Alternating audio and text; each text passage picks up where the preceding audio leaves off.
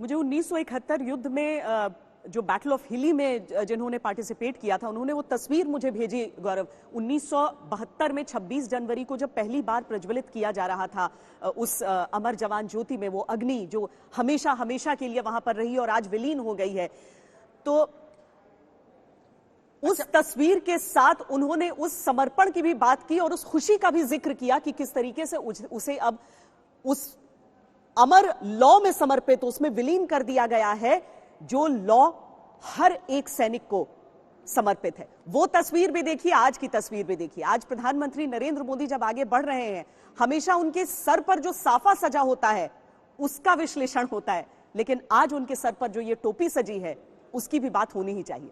निश्चित तौर पर जब स्वतंत्रता संग्राम की हम बात करते हैं, जब प्रधानमंत्री नरेंद्र मोदी पहुंचते हैं लाल किले पर 15 अगस्त पर, तो अलग साफा होता है। एयर मार्शल चोपड़ा, आज ये टोपी अलग है बिल्कुल।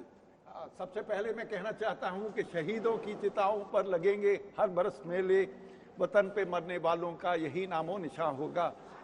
Very touching moment, national war memorial पे प्रधानमंत्री पहुंच गए। उनकी टोपी आज डिफरेंट है। जब क्लोजअप दिखाएंगे तो पता लगेगा कि इसका फौज के साथ ताल्लुक है, इंडियन नेशनल आर्मी के साथ ताल्लुक है, किस चीज़ के साथ ताल्लुक है, तब हम समझ पाएंगे। मगर हाँ, डिफरेंट है। प्राइम मिनिस्टर मोदी हर चीज़ में बहुत सिंबॉलिज्म लाते हैं। बहुत ज़रूरी है सारे देशवासियों को ये दिखाना कि उनके वो कैसे इस देश को आगे बढ़ाना चाह रहे हैं, तो हर चीज़ में उनके सिंबॉलिज्म होती है। मगर सबसे बड़ी बात है कि जब ये वॉर मेमोरियल बनाया गया, जिसको हम आर्म फोर्सेस 70 साल से वेट कर रहे थे, उस दिन उस इनॉग्रेशन पे मैं भी प्रेजेंट था। और क्या चांस की बात है कि उसी रात को 2 बजे बालाकोट में स्ट्राइक हुई थी, जिस दिन ये मेमोरियल ये देश को समर्पित किया गया था। बारिश हो रही थी। की टोपी जो है जनरल सहाय, सिंबलिज्म से हमेशा लोडेड होती है, जैसा एयर मार्शल चोपड़ा भी बता रहे थे। क्या संकेत है इस टोपी का? मेरे को लगता है ये टोपी एक तो साइड कैप है और ये आईने को दर्शाता है, क्योंकि सुभाष चंद्र बोस जी का वो स्थापना हुई है, तो ये वो टोपी दर्शाता है कि हम आईने के साथ हैं, चाहे 75 साल लेट हो गए हैं पर हैं। और अब आपको बता दें कि 2 मिनट के मौन का समय है अब।